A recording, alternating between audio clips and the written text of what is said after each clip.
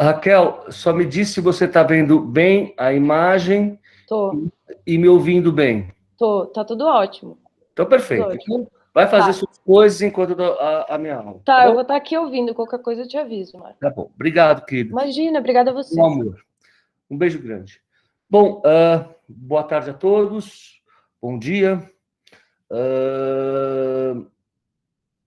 Na verdade, vou começar de novo, porque é aula de manhã, né? Bom, sejam bem-vindos. Vamos dar continuidade ao nosso curso intitulado A Pintura e Suas Técnicas.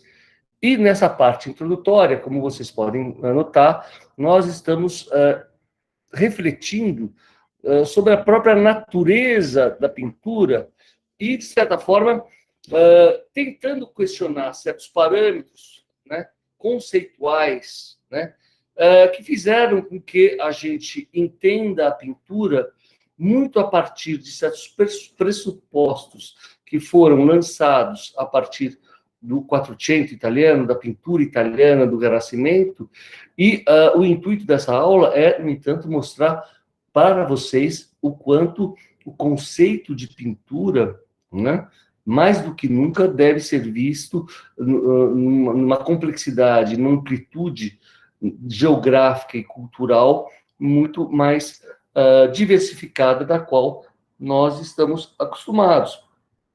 Eu começo, então, com essa parada jocosa, que é muito interessante, que é uma espécie de procissão que ocorre na Macedônia, em que as figuras, né, os personagens se apresentam, não é, como pinturas. E o que demarca, justamente, legitima essa dimensão pictórica, seria justamente a dimensão da moldura. Não é?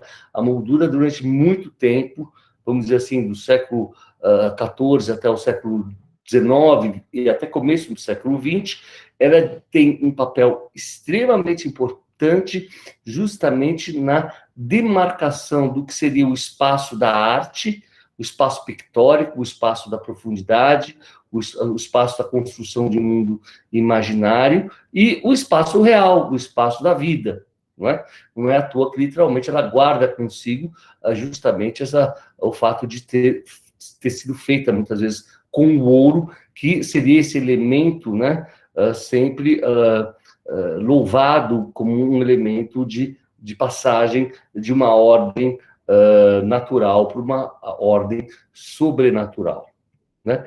Então, como nós vimos nas aulas sobre técnica e poética, bem como nos pigmentos, vejam como, né, talvez já há indícios arqueológicos que há 50 mil anos antes de Cristo já havia indícios de pintura corporal, não é? Então a gente poderia considerar a pintura corporal como, de certa forma, a pintura que, no fundo, é a mais premente, a mais popular até hoje, não é? Praticamente nós não conhecemos nenhuma civilização, não é, que não tenha, que não realize, não é? Seja no Xingu, seja entre os Maori, seja entre os Mursi, seja no Japão com as geishas, cada um seguindo, né, padrões totalmente distintos de pigmentação e, obviamente, com significados simbólicos que devem ser totalmente contextualizados no interior de cada cultura. Importante dizer aqui, vejam bem, então, a primeira coisa não é pensar no espaço da pintura apenas como o espaço da Mona Lisa, aquele espaço da janela, né, ideal, transparente, mas como o corpo humano foi esse suporte primordial para a aplicação das tintas mais variadas. Vejam que beleza, por exemplo, toda essa tradição, né, das tatuagens, que é algo que hoje em dia, inclusive, adquire uma popularidade enorme mundo afora, não é? E como justamente ela tinha um papel muito forte, simbólico, né, de certa forma, a identificação dos samurais. Eu, quando morei no Japão em 2011, eu me lembro muito bem que para você ir a uma academia de ginástica, você não poderia ter uma tatuagem, porque no Japão, de certa forma, até hoje, a tatuagem demarca uma certa relação que você teria com a Yakuza, a famosa máfia japonesa, né? Bom, fazendo grandes saltos históricos, não é? A minha preocupação aqui não é tanto fazer uma monografia linear e histórica sobre a natureza dos esportes numa determinada região. O que meu papel aqui é literalmente discutir com vocês como as mais variadas culturas vão pensar superfícies cromáticas utilizando os mais diversos materiais. Então, veja aqui o famoso, né, o cocar de Montezuma, feito com esse planejamento e com essas pedras preciosas que demonstram, né, não só um conhecimento altamente refinado, né, de relações cromáticas, não é? Como também demonstram um aspecto simbólico de poder que é dado, né, como não como uma pintura corporal, mas como um adorno que justamente garante um poder sobrenatural ao Montezuma. Não é? Para nós é muito importante um acontecimento que mudou a história da nossa relação com a pintura ocidental, que foi justamente uma descoberta, né, que aconteceu em 1940, ou seja, durante a Segunda Guerra Mundial, em que um grupo de jovens vai adentrar por uma caverna, não é? E dentro dessa caverna vai literalmente se deparar com esse mundo absolutamente fantástico que é de Lascaux, um dos maiores, que até hoje representa um dos maiores momentos da pintura mundial, não é?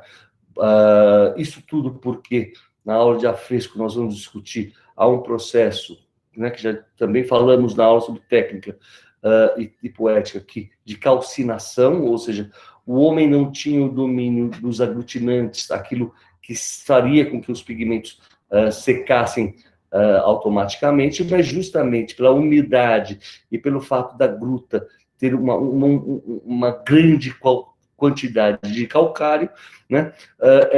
Esses pigmentos, todos eles de origem terrosa, vejam como não há presença do azul, não é? Criam um espaço simbólico, não é? Com uma dimensão que já muito discutida, porque não se trata apenas de um lugar de moradia, mas muito mais de transição entre o espaço natural e o espaço sobrenatural, ou seja, não é um lugar onde as pessoas habitavam, é um lugar de rituais, não é? Onde, até por uma questão, imaginem vocês dentro dessa gruta, né, e as pessoas cantando e dançando, com o advento de uma outra grande tecnologia, que é o fogo, né, imaginem o espetáculo, né, transcendental que deve dar essa sensação de uma pintura que é feita num suporte de origem natural, que é a gruta, cuja topografia ela mesma incita o artista a ocupar ela de uma maneira multifacetada, né? Então vejam a escala desses animais, vejam como isso é algo que vai influenciar muitos artistas do pós-guerra, não é? Quando Lascaux é descoberta, como o Jean de Buffet, o próprio Joseph Beuys, né? A arte povera, né? Essa relação incrível entre a pintura, não é? E os seus diferentes suportes, que não são os suportes conhecidos tradicionalmente como linho, que nesse caso claramente teriam já ter sido destruídos, mas justamente por um acaso feliz, as grutas ficaram preservadas por anos, e agora, inclusive, elas permanecem fechadas. Quando você vai a Lascaux, você é obrigado a ir uma cópia feita, porque justamente a respiração humana faz com que, infelizmente, essas imagens acabem sendo deterioradas.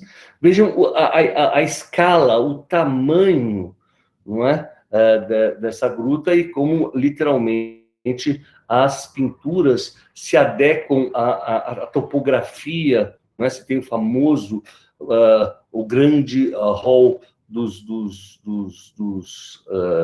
touros, não é? Quase como sendo esse ápice, né, de toda uma trajetória onde o sujeito não tem uma relação apenas contemplativa e estática, mas ele quase passa por um processo, né, de contínuo, de conformação a diferentes relações entre o espaço da pintura e o espaço topográfico, né?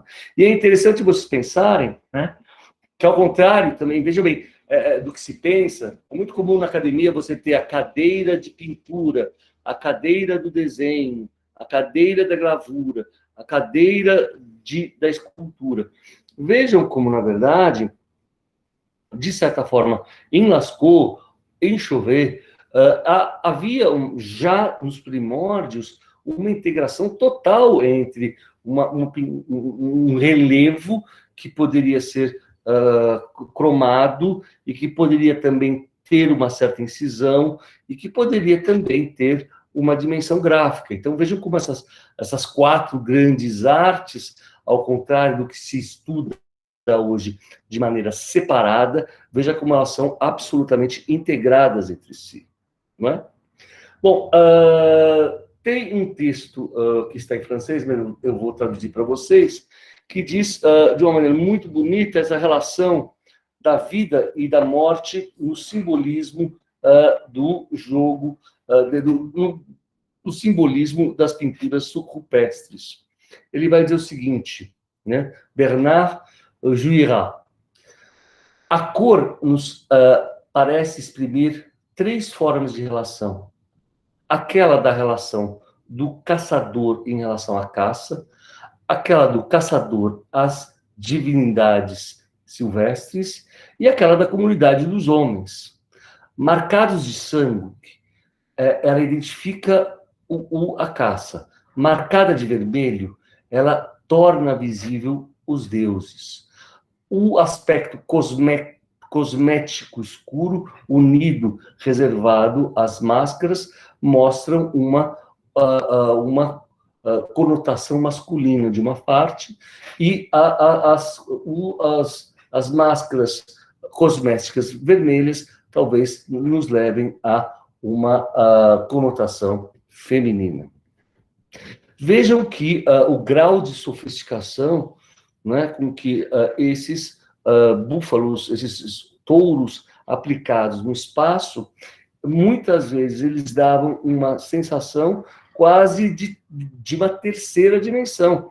Porque, vejam bem, eles não eram colocados de uma maneira uniforme, e justamente pelos cantos, pelas dobraduras e pela maneira como essas imagens surgem, você tem realmente essa sensação dessas grandes feras se movimentando. E imagine isso, né, de uma maneira quase uma epifania, as pessoas gritando, cantando, e vejam a força que tudo isso passa a ser visto de uma maneira quase sinestésica, não é?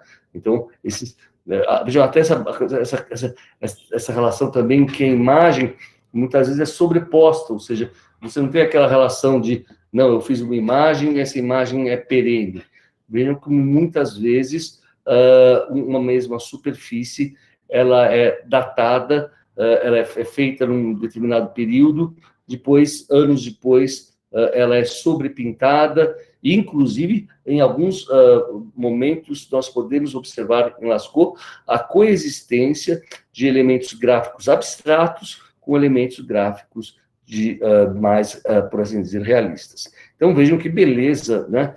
Essa dimensão acústica, sinestésica da famosa Sala dos Touros, né? Vejam a sensação de um espaço recluso, como vocês adentram para uma espécie de espaço amplo, que seria a culminação de toda essa experiência, né? Existe um filme que eu indico muito a vocês, que está parcialmente no YouTube, às vezes em outras plataformas como o MUBI, que é o famoso filme do Herzog, que é The Cave of Forgotten Dreams, não é? Em que justamente ele tem um acesso único a essa caverna datada 10 mil anos antes, cerca de 32 mil anos, né? Supostamente Lascaux é 17, essas datações dependem do carbono 14, como vocês sabem, e que, se não tem um aspecto cromático tão exuberante, por outro lado, exibe um aspecto gráfico absolutamente maravilhoso, né? A maneira como essas imagens sobrepostas desse espaço topológico criam realmente uma sensação de movimento, não é? Bom, aqui no Brasil, não sei se vocês sabem, há uma discussão bastante interessante sobre a datação das famosas pinturas rupestres, né, do Parque Nacional da Serra da Capivara. Vejam que trata-se de uma situação geológica totalmente diferente, embora naquele momento ainda fosse uma floresta, não é? E ela tenha se desertificado, você não tinha a existência de grutas, como na França e na Espanha. Então, essa pintura é de natureza mais parietal, literalmente de grandes paredões, e que acabaram sobrevivendo justamente pelo fato do clima ser bastante seco, né? E, de certa forma, isso fez com que grandes pinturas rupestres que indicam outros, né, todo um mundo animal distinto daquele que nós vimos em Lascaux ou em Chauvet. Então, você vê aqui, por exemplo, uma ema, um jacaré, seres humanos, né? São cada contexto, né, e isso, mundo afora, você vai ter na Indonésia manifestações de pinturas rupestres, ou seja, em várias regiões você vai encontrar a existência de uma pintura feita no suporte da rocha, né? E vejam como, até hoje, curiosamente, você tem pessoas habitando, não é, este lugar. Tem também, né, uma tradição no sambaquis bastante antiga, aqui no Brasil, né, em que, ao invés de você pintar sobre rochas, você pintava em pedras que literalmente eram depois trabalhadas e pintadas. Então, vejam de novo, como eu sempre digo, essa articulação muito importante entre as artes. Mas voltando um pouco, dando um passo mais atrás na história, vejam que no Egito Antigo você já tem uma civilização que não vai apenas se apropriar de uma gruta que teria o calcário, não é? E o xisto e a cal, que permitiria a realização da pintura. Agora você tem realmente uma pintura de afresco. Nós teremos uma aula dedicada exclusivamente a essa questão, mas a grande diferença do ponto de vista técnico é que realmente agora o homem não só constrói esses ambientes, como prepara a base da pintura, se utilizando dos mesmos elementos que eram encontrados nas grutas parietais. Então, veja como você tem também realmente uma pintura que é de caráter transcendente, é sempre um momento de passagem do mundo dos mortos para o mundo dos vivos, né? Muito do que se tem notícia da pintura antiga está ligada justamente a grutas, a tumbas, que, obviamente, ficaram preservadas por estarem muitas vezes mais escondidas, não é?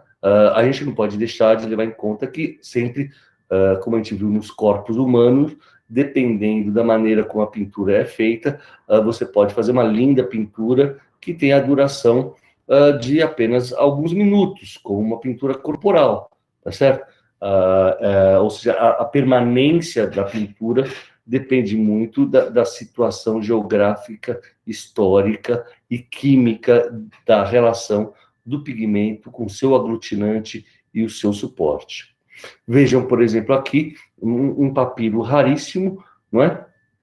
Em que você tem agora uma pintura feita, né, sobre uma superfície específica, que é o papiro, não é? Ou seja, uma tecnologia muito mais avançada no sentido de, literalmente, né, trabalhar a partir de 2500 antes de Cristo, os egípcios desenvolveram a técnica de fabricar folhas de papiro, considerado o precursor do papel. Para confeccionar o papiro, corta-se o miolo esbranquiçado e poroso do talo em finas lâminas. Depois de secas, essas lâminas são mergulhadas em água com vinagre para ali permanecerem por 6 dias, com o propósito de eliminar o açúcar. Outra vez secas, as lâminas são ajeitadas em fileiras horizontais e verticais, sobrepostas umas às outras. A sequência do processo exige que as lâminas sejam colocadas entre 2 pedaços de tecido de algodão, sendo então mantidas e prensadas por 6 dias. É com o peso da prensa que as finas lâminas se misturam homogeneamente para formar o papel amarelado, pronto para ser usado.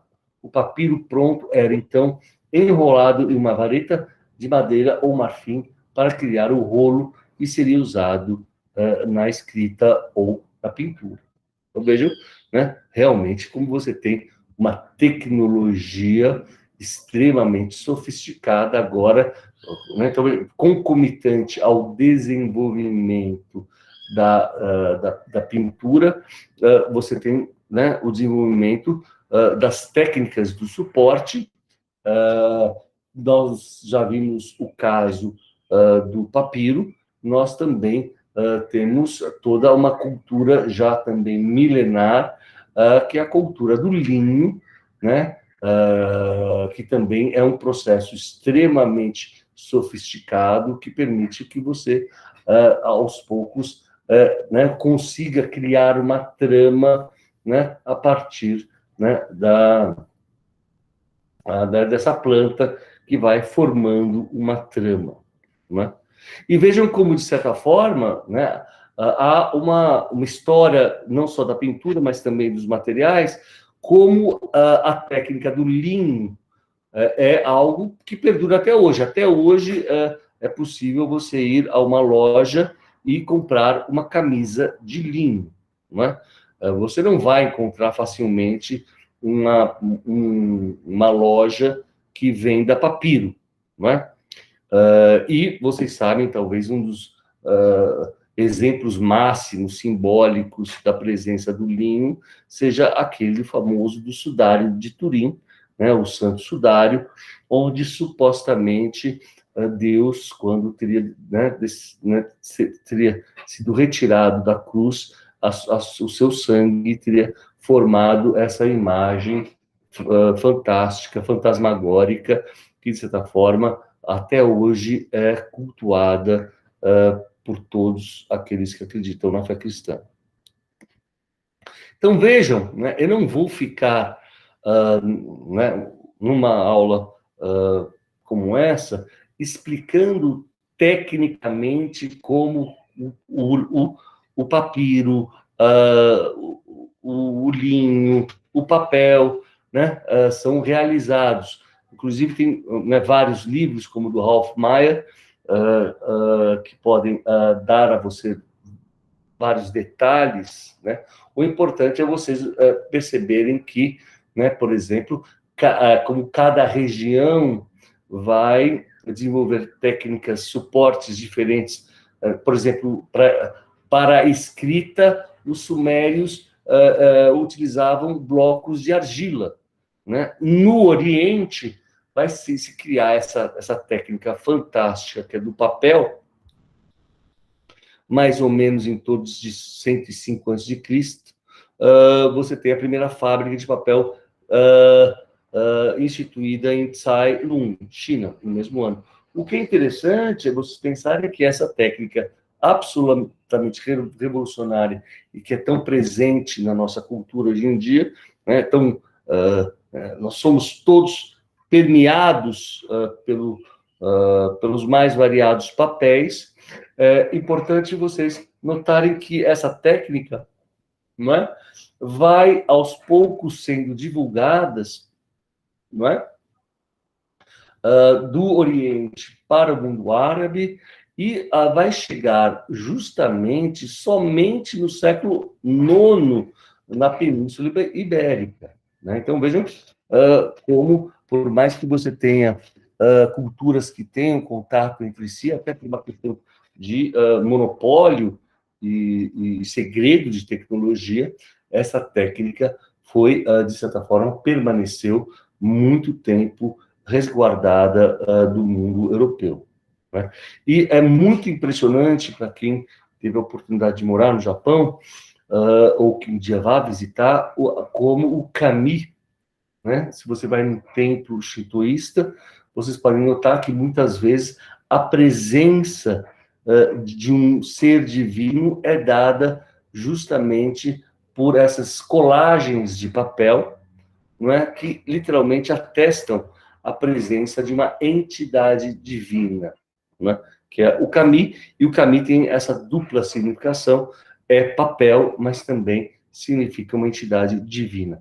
Vejam como, a partir daí, toda uma tecnologia construtiva absolutamente inovadora, né, surge com a prática do papel, e que desenvolve o Sente Sabor, os famosos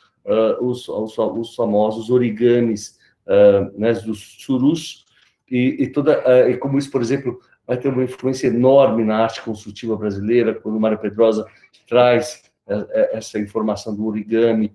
Vejam como isso aparece na obra de um Willis de Castro, de uma Lygia Clark. Então, vejam como, literalmente, é quando você tem um jogo entre duas culturas que realmente, ao invés de se oporem, acabam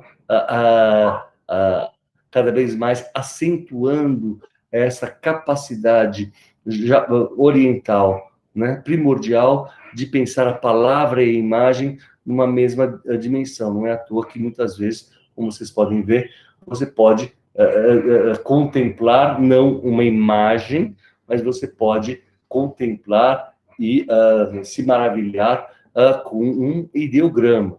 Ou seja, né, há muitas vezes, né, tanto na China como no Japão, a caligrafia muitas vezes é mais respeitada do que a própria pintura, né? Vejam também como, de acordo com a maneira como o suporte é realizado, você tem relações também espaço-temporais e modos de leitura totalmente distintos. Então, veja uma coisa curiosa, né? Porque se você olhar esse famoso esse rolo de seda, não é? Esse emaki, a nossa tendência é não entender muito a maneira como as figuras estão dispostas no espaço, porque nós temos, naturalmente, essa tendência de fazer uma leitura dos objetos partindo da direita para a esquerda, quando, na verdade, no mundo oriental, vocês sabem que o processo de leitura é oposto. Então, se vocês inverterem esses paradigmas, aí sim que vocês podem entender que se trata de um fogo do lado esquerdo que está, ele sim, fazendo com que os nobres saiam correndo do palácio, né? Bom, aí você também tem uns grandes segredos do mundo oriental, que é justamente a seda, né, cuja primeira aparição surge em torno de 3.600 na China. Acredita-se que os chineses começaram a produzir a seda por volta de 2.700, e reza a lenda que a imperatriz Xi Liangqi descobriu a seda quando um casulo de bicho de seda caiu de uma amoeira dentro de sua xícara de chá. É incrível como na cultura japonesa é uma relação absolutamente primordial entre, por exemplo, a seda e a moreira. Então, você tem vários papéis feitos também a partir do bagaço da amoreira, né, que com efeitos plásticos incríveis, que muitas vezes são feitos não propriamente para um uso de desenho, mas para um ato simbólico muito importante no Oriente, que é o ato da dádiva, não é? E todos vocês sabem o quanto, né, desde a antiguidade, por exemplo, o Ocidente sempre cultivou e prezou esse tecido magnífico, não é? Que justamente vai promover o comércio entre o Ocidente e o Oriente, ao ponto de ele ser chamado de Rota da Seda. A seda vai permitir que você faça não só tecidos, roupas, toda uma tapeçaria, e também permite com que, inclusive, você faça pinturas sobre seda. Além dessa cultura também milenar, fantástica, não é? Dessas roupagens dos kimonos, não é? Que fazem com que os orientais tenham uma relação com a moda, com o corpo, com a corporeidade, com o movimento, né? Totalmente diferente do mundo ocidental.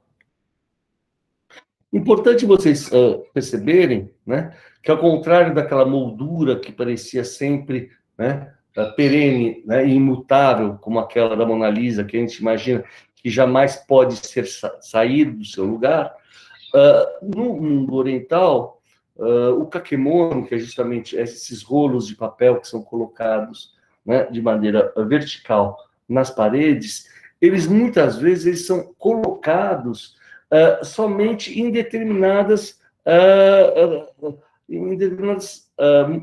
estações do ano. Então, por exemplo, eu tive a oportunidade de ver no mês de maio, né, no templo de Jingoji, esses retratos famosos, né, atribuídos a grandes chefes que vão ser os futuros shoguns, não é?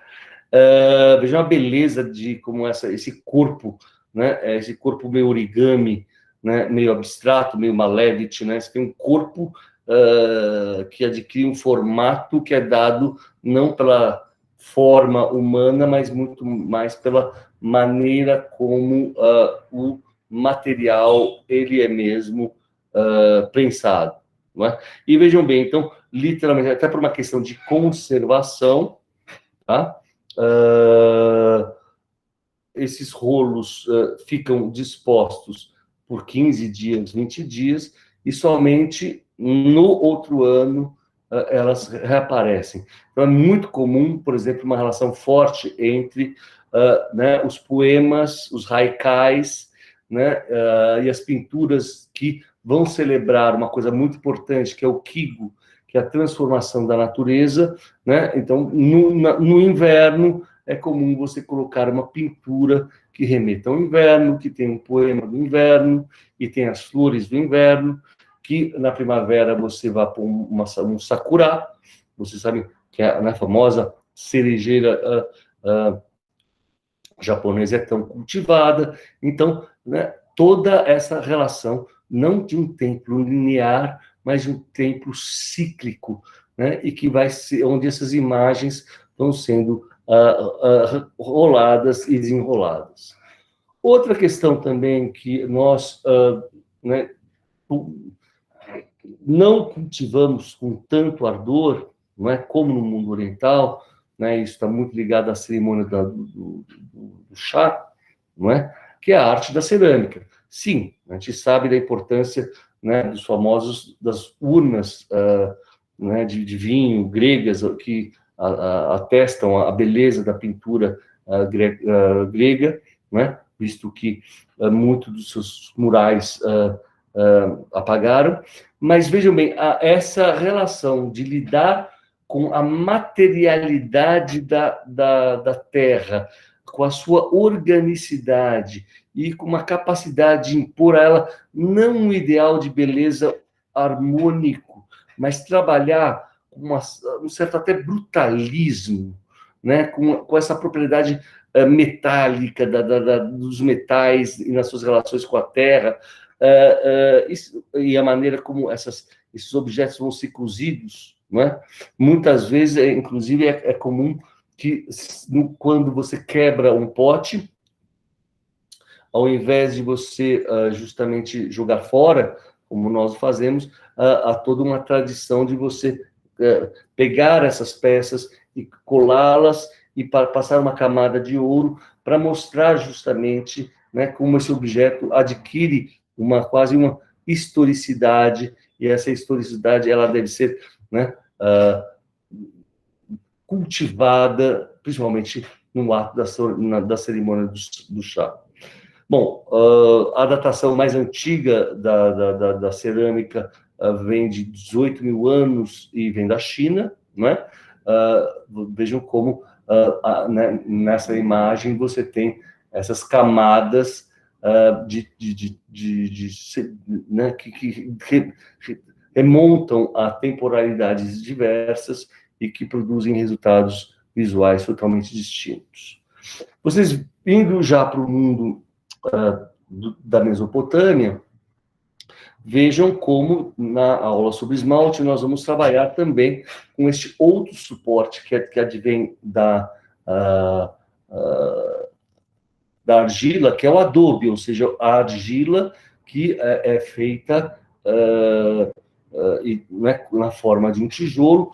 Vocês sabem que né, nessa região da Mesopotâmia você não tem uma presença maciça de pedras como no Egito, não é? E isso vai fazer com que você tenha toda uma tecnologia de esmaltes para que justamente você possa fazer com que essas grandes construções consigam ser preservadas diante das intempéries, e com isso produzindo resultados cromáticos, plásticos inacreditáveis, né? Esse é o exemplo famoso da porta de Star, que está no Museu Pérgamo de Berlim. Todas essas técnicas vão ser discutidas ao longo desse curso. O que é interessante é só vocês pensarem como justamente a gente vai falar um afresco, uma têmpera, um mosaico, assim por diante, como técnicas distintas, porque literalmente elas partem de pressupostos químicos, alquímicos, materiais, né, totalmente distintos. Então pense como na origem do mosaico você também tem esses bastões de argila, né, que vão permitir que você crie uma construção de um espaço geométrico que visa muitas vezes neutralizar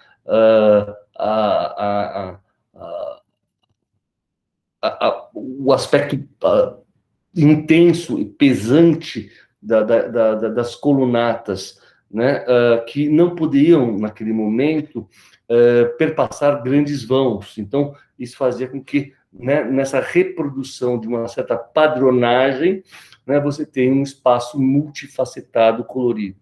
Né? Então, vejam, né, agora que coisa incrível, né, como a cerâmica agora adquire um aspecto totalmente distinto daquele que nós vimos no mundo oriental.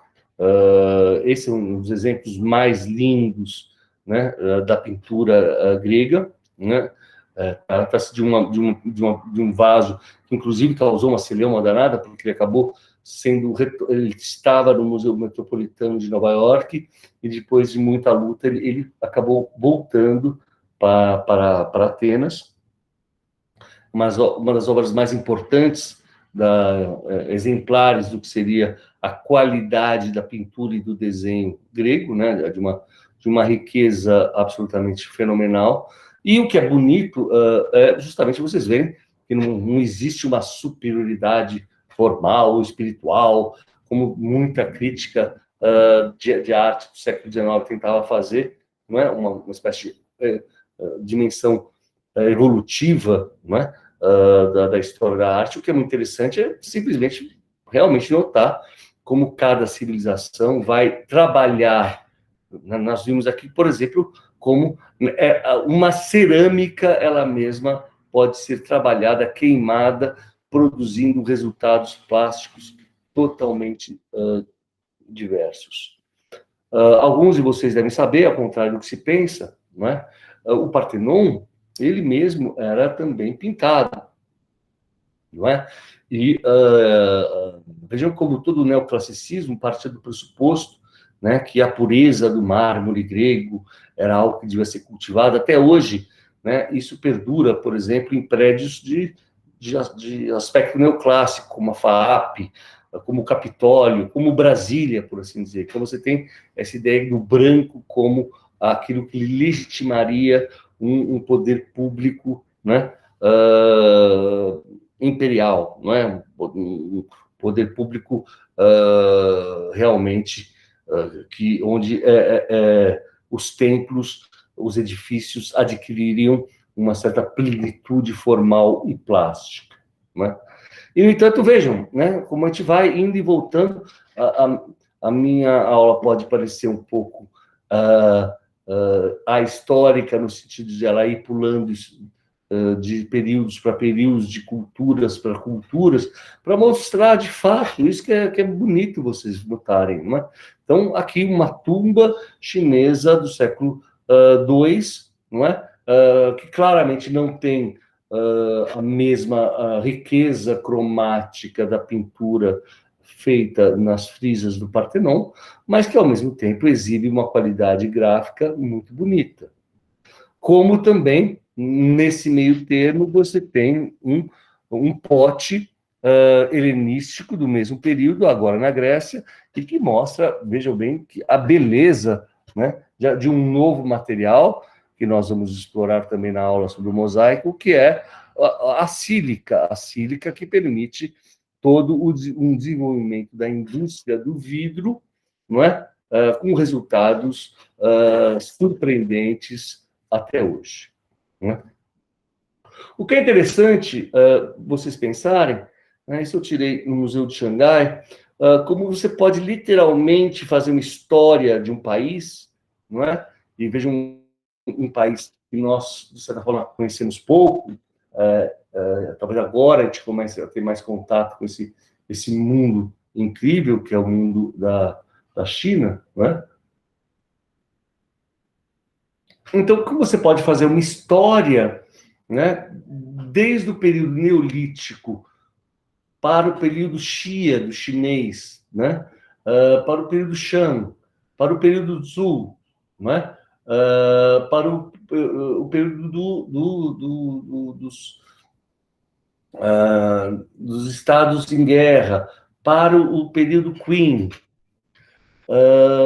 para o período Han, para os três reinos, para o Sui, para o Tang, para 5 dinastias, para o Song, né? O Yang, Ming, Qin e até a República da China. Vejam, né, como a cerâmica, né, pode adquirir conformações diversas e talvez, né, isso fica muito claro para nós, o quanto a cerâmica que, engraçado, ela é muito venerada no Oriente e pouco respeitada aqui no Brasil.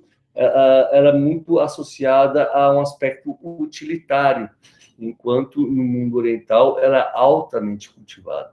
Então, vejam que, até por certas diferenças culturais, né, quando você tem uma pintura altamente refinada, delicada, cromática, né, de um período Qin da China, e como a arte japonesa, muito influenciada pelo período Song, vai tratar do material com uma brutalidade, né, com uma gestualidade, não é, totalmente distinta. Então, vejam como no mesmo material você pode ter formas, superfícies, gestos totalmente distintos entre si. Outro suporte também milenar, não é? É a madeira, né? Que obviamente sempre foi utilizada muito antes da fabricação dos templos de mármore, não é? Veja o famoso,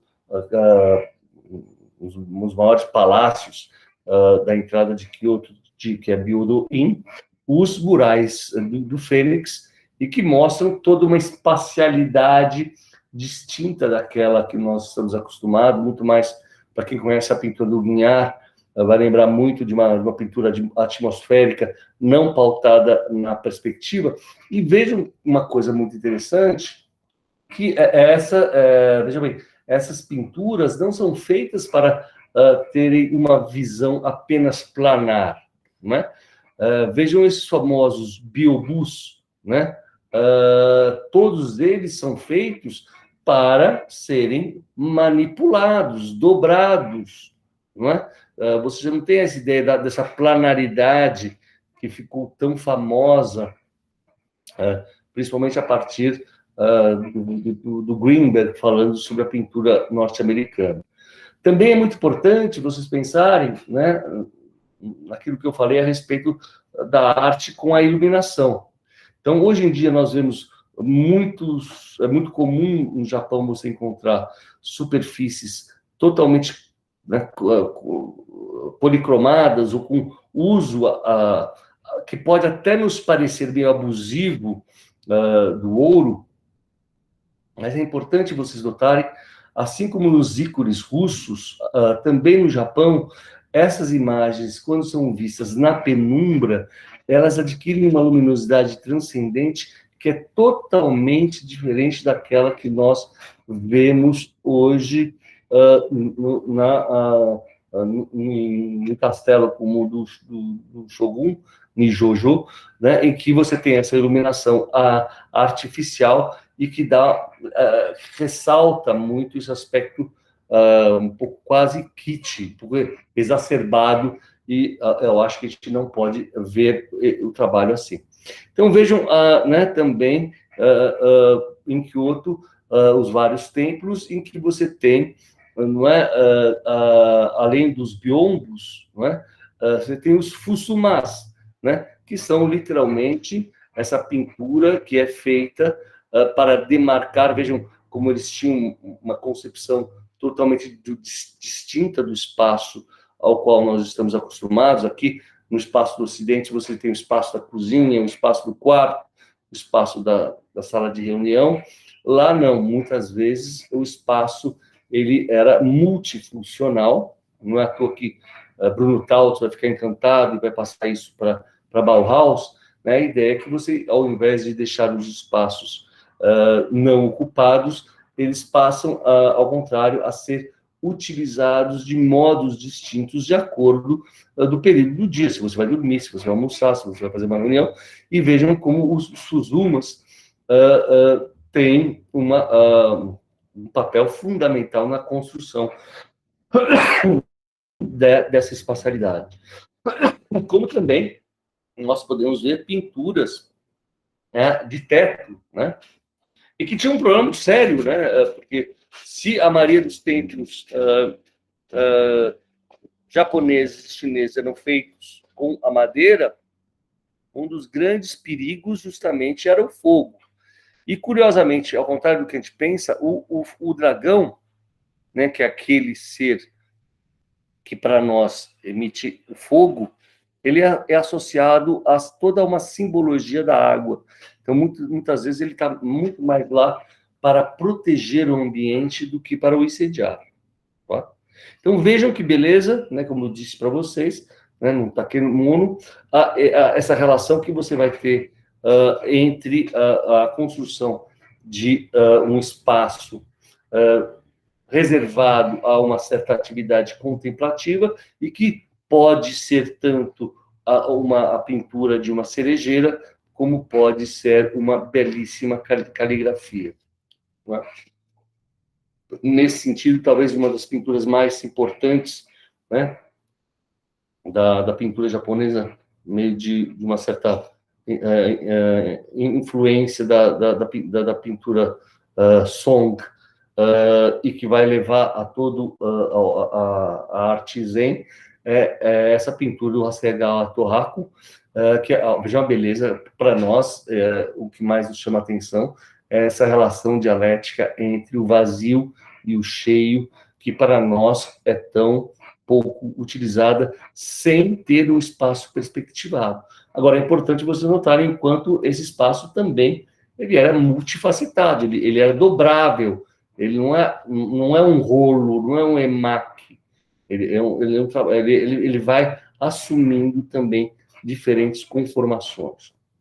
Enquanto o papel e a seda, né, eram pouquíssimos divulgados na Europa, a única superfície, né, que se utilizava no período medieval era o pergaminho. E vocês sabem como o pergaminho é um material muito difícil de ser realizado, porque implica literalmente você preparar a pele de um jovem bovino, não é? E fazer todo um processo, não é, principalmente bovinos, cabra, carneiro, cordeiro ou ovelha, né? Um processo de preparação, né, de limpeza, né, para que você possa ter essa superfície semi-transparente. Vejam o quanto isso vai mudar radicalmente com a introdução do papel, não é? E aí, voltando, veja bem, né, historicamente, né, eu estou voltando a materiais, aquele material da cerâmica que nós vimos presente, né, na porta de Star, de novo ela aparece, né, por exemplo, no mundo árabe, com a arte do mosaico, que vai ter uma enorme influência também na arte ocidental, por exemplo, na obra do Henri Matisse, por exemplo, e de toda a relação com o abstracionismo. Para isso, você tem, né, o grande desenvolvimento da sílica, né, que nós vamos estudar com mais calma na aula sobre o mosaico, né? E o que é importante também é que, além dos azulejos, que tem origem árabe, o nome, você também tem essa arte fantástica, né, que vai predominar tanto no Oriente como também no norte da Europa, que e são os magníficos vitrais, né, que nos encantam até hoje. E, né, como vocês sabem, infelizmente, eu soube que apenas um dos grandes vitrais da rosácea de Notre-Dame perdurou após o incêndio. Então, vejam que, né, a gente acha que as coisas existem para sempre, mas muitas vezes, como no Museu Nacional ou como na própria Catedral de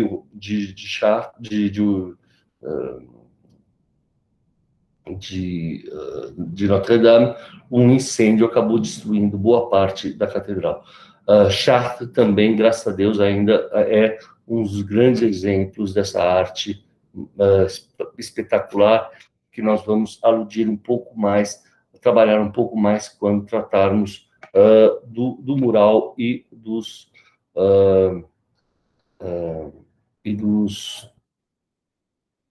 vitrais. Uma técnica também milenar, não é? Que é a tapeçaria, não é? Algo que é desenvolvido, né, tanto na China como no Oriente. Vejam, até hoje, por exemplo, quando um tapete é utilizado em toda oração, né, que se faz no islamismo, não é? Mas vejam como ela vai assumindo também conformações diferentes. Mas o que é muito interessante é vocês pensarem que no mundo ocidental a tapeçaria tem um papel muito importante, porque, de certa forma, vai ser a primeira forma de você fazer uma imagem que passa a ser passível de transporte. Ou seja, é muito difícil você fazer uma pintura mural e transportar da França para a Bélgica, não é? Agora, uma pintura né, altamente refinada, como essa da Dama do Unicórnio, ela pode ser enrolada e ser transportada, e veja como, né, antes mesmo do advento da gravura, um dos grandes meios de reprodução da imagem era também o da tapeçaria, não é? Então, você também, aí você tem essa relação da pintura com os ícones, né, essa retomada da pintura feita a partir do retábulo, ou seja, da madeira, né, e ela mesma passa por um processo de preparação dos suportes, né, em que, no caso dos ícones russos, implica todo um processo de douração que utiliza a técnica tradicional da cola da pele de coelho e um processo extremamente sofisticado que vai depois implicar na aplicação das folhas de ouro. Vejam que beleza esse famoso retábulo de Cimabue, não é? Em Arezzo. Vejam o peso, não é? Vejam a dificuldade que você vai ter no caso da utilização desses retábulos, não é? Devido literalmente à sua complexidade, né, de arquitetônica e também de peso, não é? Então, uma coisa é você transportar uma tapeçaria da Dama do Unicórnio, outra é você ter a adoração do Cordeiro Místico, que eu saiba nunca saiu, né, da cidade de Gantz. Né? E veja como também, curiosamente, né, nós vemos um retábulo, e uma das questões importantes também é pensar que, ao contrário do que nós imaginamos, essa pintura era modulada, e muitas vezes a pintura permanecia fechada, não é? E em alguns determinados momentos, essa pintura era aberta em momentos cerimoniais. Vejam como a pintura se faz em suportes os mais inusitados possíveis. Nós sabemos muito bem da importância das iluminuras, né, de toda a tradição, da tradição feita em pergaminho das iluminuras, mas vejam até pinturas que até aludem ao forte caráter erótico, que muitas vezes eram feitas nas laterais dos livros. Não é? Bom, e aí o que é muito importante é você pensarem como cada material demanda um processo de preparação, porque muitas vezes, por exemplo, no caso do linho, né, se você não prepara o linho, né, e aplica uma pintura a óleo sobre o linho, o que acontece? O linho acaba sendo, a trama do linho acaba sendo corroída pelo óleo de linhaça. Então, esse processo de preparação, né, e a busca do melhor material, no caso, o ideal seria, na pintura europeia, o linho europeu, não é? E como há todo um processo de encolagem que é feito antigamente com a cola da pele do coelho, não é? Um processo que eu mesmo um dia fui tentar fazer, errei a proporção, impressionante. Quando a pintura ficou pronta, eu fui transportar ela caiu como um espelho, porque essa cola é tão potente que ela, se não é feita na devida proporção, ela se desgruda da própria superfície. Então, veja bem, há todo um processo que vai ser complementar a essa parte teórica, que provavelmente vai ser feito pela Thaís, pela Raquel, pela Helena ou pela Daniela, em que haverá uma demonstração dessas técnicas de pintura, ou seja, elas vão mostrar para vocês como em cada técnica determinados segredos de proporção entre os elementos sempre deve ser preservado. Hoje em dia, obviamente, você tem novas tecnologias que permitem você não recorrer à cola da pele do coelho, né, até porque ela é facilmente fungicida, né?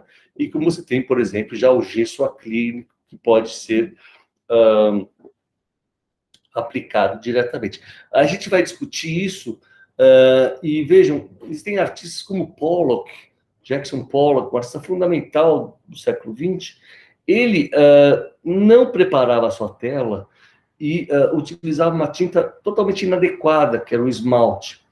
Mas, ao mesmo tempo, ele produziu um resultado plástico tão potente que o que acontece? Então, você tem uma equipe de conservação cuidando constantemente dessa obra que vale milhões e milhões de dólares. Ou seja, o meu papel aqui como professor não é só os alertar a respeito dos cuidados técnicos que vocês têm que ter com a pintura. É literalmente estarem cientes do risco que existe e que cabe a vocês analisarem se ele deve ser feito ou não.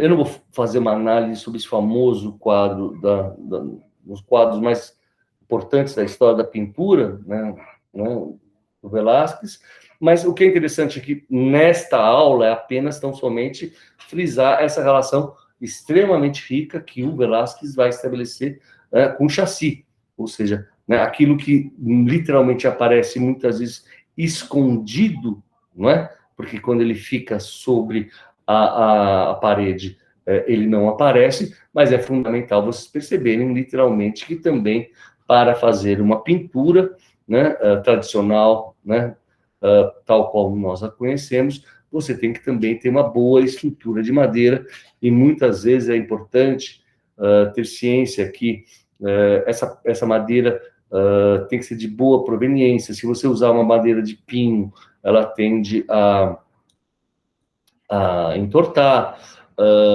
por isso que muitas vezes comprar uma boa tela, né, por isso que quando se vai numa loja de pintura, o preço das telas muda tanto, porque realmente isso varia em função do suporte, né, ou seja, do chassis, do linho ou da lona e do processo de imprimação, tá certo? Também nós podemos passar para vocês como se faz esse processo de imprimação, não é? Na aula mais prática, e vejam como muitos artistas vão trabalhando esses suportes de maneira distintas. Então, enquanto alguns artistas tentavam quase fazer com que a superfície da lona sumisse e se transformasse quase um espelho transparente, outros artistas, como o Gauguin, né, para ressaltar até essa materialidade e ressaltar esse aspecto quase meio primitivo de uma pintura primordial, né, com uma coloração e uma construção extremamente inovadora na época. Veja como o fato de ele trabalhar, né, com uma trama tão grossa produz um resultado plástico totalmente distinto. E vejam como cada, né, artista vai trabalhar essa relação do material de uma maneira totalmente distinta. Então vejam como o Van Gogh, por exemplo, vai trabalhar com uma quantidade de tinta a óleo que é diferente da maneira como o Gauguin vai trabalhar com a relação da pintura em relação ao seu suporte, né?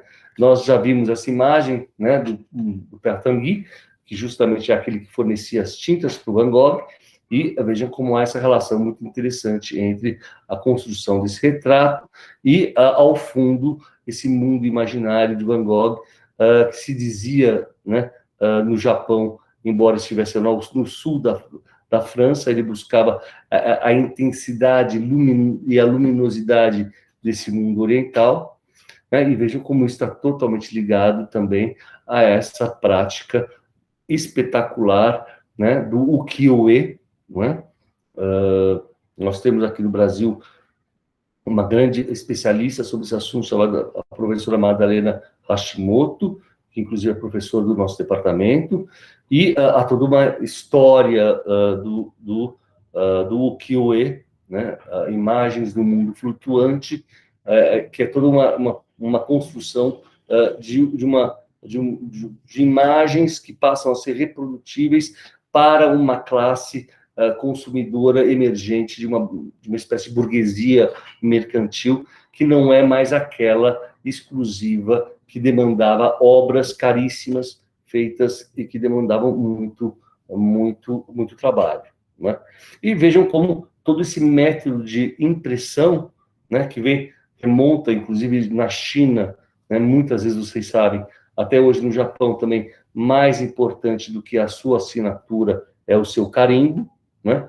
Vocês têm toda essa questão dos métodos de reprodução da imagem, que vai realmente florescer cada vez mais com os processos da litografia e com o advento de novos papéis, novos suportes, né? Como plástico, a lona e assim por diante, né?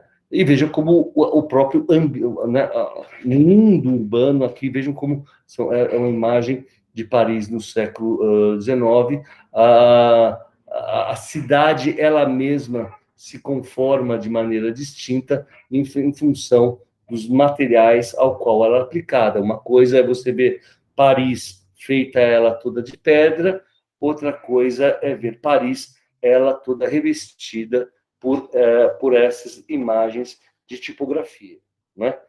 É importante vocês notarem também o quanto a arte principalmente no final do século, né, com a Revolução Industrial, todo o desenvolvimento, né, da tecnologia do têxtil, né, que vai ter um enorme impacto, né, não só na arquitetura, com os papéis de parede, mas na moda, né, e até num tema que é bastante complexo, que é justamente o advento da colagem e dos papier-collé, que é justamente esse momento em que Picasso e Braque passam a trabalhar com materiais não tradicionais, né? Nós trabalharemos essa questão em uma das últimas aulas, que é a aula sobre técnica mista, mas realmente há uma mudança radical aí, quando literalmente, principalmente esses dois artistas, junto com o Gris, passam a incorporar no espaço da pintura elementos advindos da tipografia, do jornal, do mundo gráfico, e como, por exemplo, depois, logo em seguida, o próprio Marinetti, que é um futurista, começa a trabalhar cada vez mais com objetos do mundo, e isso vai fazer com que o espaço da pintura e o espaço do mundo cada vez se torne mais tênue, não é? E isso que nos leva justamente a esse estado de tensão de que, literalmente, nós nunca sabemos ao certo o que é uma obra de arte, porque ela cada vez mais depende da maneira em que ela é inserida no seu contexto arquitetônico. Vejam bem, uma obra como essa, vista no museu do Anthony Tapies, ela tem uma dimensão. Se eu colocar na minha garagem, ela, né, essa materialidade da obra adquire uma outra conotação. E os artistas, para finalizar minha aula, vejam como vão sempre buscar uma articulação como Matisse com várias correntes advindas do Oriente, também produzir, né, como resultado, grande projeto de vida, né, a sua capela, onde também a tapeçaria e a construção não só dos vitrais, mas das roupagens, né, fazem com que se busque uma articulação total, né, do mundo da cor, do mundo da forma, não só no espaço da pintura, mas num espaço sagrado, onde, né, tudo é integrado numa nova conformação entre a cor e o espaço. E vejam, né, para finalizar minha aula, como, né, artistas da arte povera, né, já no pós-guerra, como Burri, vão começar a trabalhar com materiais como plástico, como o saco de café. O Rauschenberg vai pintar sobre a própria cama. Então, o que nós podemos dizer é que, de certa forma, cada vez mais, a partir da década de 50, efetivamente, não há mais a primazia de materiais que antes teriam uma nomenclatura específica para pertencerem ao mundo da arte, mas vejam como cada vez mais essa relação se difunde, se dilui entre arte e vida, e não é à toa que hoje em dia é muito comum que um artista possa fazer um trabalho numa fábrica de espelho, ou ele pode usar uma tinta que é feita para uma tinta automotiva, como ele pode trabalhar com a terra, como ele pode até trabalhar, né, com JPEGs e cada vez mais com imagens virtuais. É isso. Então, espero que vocês tenham compreendido essa articulação fundamental da pintura com seu suporte, principalmente nesse mundo virtual, onde efetivamente novas plataformas sempre vão surgir, novos desafios para o espaço da pintura. Muito obrigado e até logo. Aí, ficou ótimo, Marco. Ficou legal. Hã? Ficou legal essa aula, eu gostei de ouvir. Gostou de ouvir? Acaba na colagem, no fundo, né? Eu gostei mesmo. Eu quero, acabando isso, eu vou